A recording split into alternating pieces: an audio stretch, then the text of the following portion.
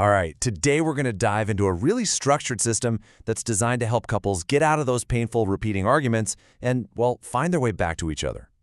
So let's just start with a feeling I'm pretty sure we all know. You know the one? That sinking feeling when a totally normal conversation suddenly takes a turn and, boom, you're right back in that same frustrating spot, that same misunderstanding. It's like a loop you just can't break.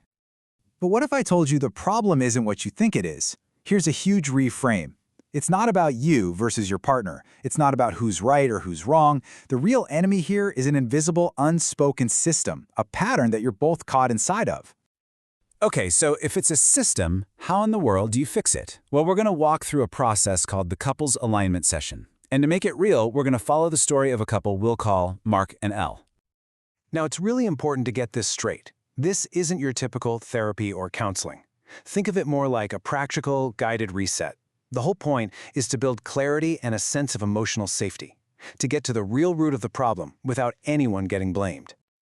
And the goals here are super clear, right? It's all about slowing things down, really understanding each other, and finally breaking those destructive patterns.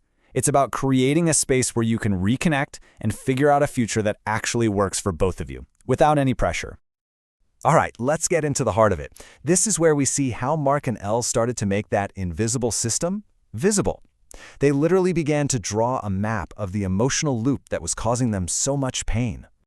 So the very first step was for each of them to just lay out how they were feeling. And wow, just look at this. It's like they're living on two completely different planets.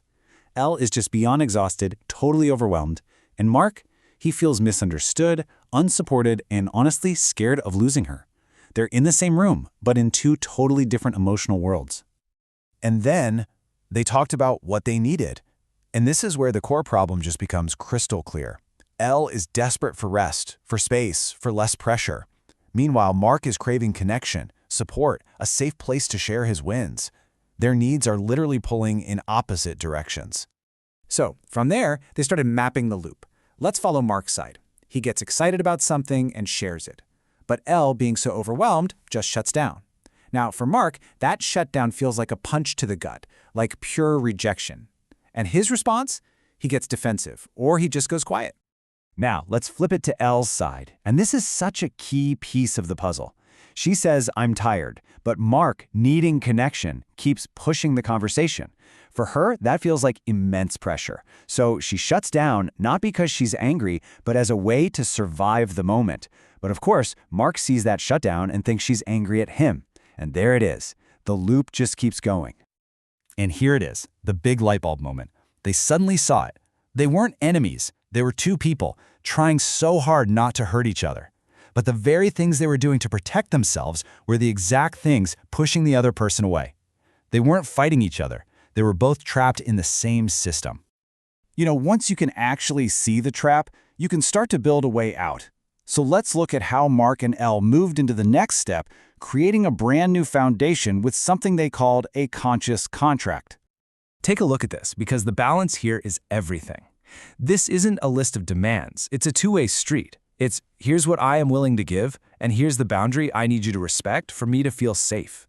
So, for instance, Elle agrees to carve out dedicated time on Saturdays, and in return, she needs Mark to truly respect her need for rest and downtime.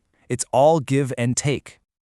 Of course, a contract is great, but it's really just words on paper if you don't have a plan to actually live it out, right? So let's see how they turn this agreement into a super practical, step-by-step action plan for the next week. I love how thoughtful this plan is. It's all about rebuilding connection in these small, safe, totally manageable steps. You see, day 1 is a reset day, zero pressure.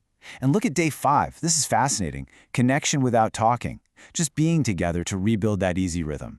And there, on day 6, is the Saturday anchor, that dedicated time for Mark to share, just like they agreed in the contract. It's all about creating a new, healthier rhythm for their relationship.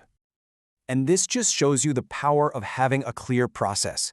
Mark and Elle didn't walk away with some magic fix. What they got was so much more valuable. They got a shared understanding of what was really going on, a new way to communicate, and maybe most importantly, a lot less fear, and a real, tangible foundation of hope to build on. You know, in the end, it really all boils down to that shared commitment. And I think their alignment mantra just captures it perfectly.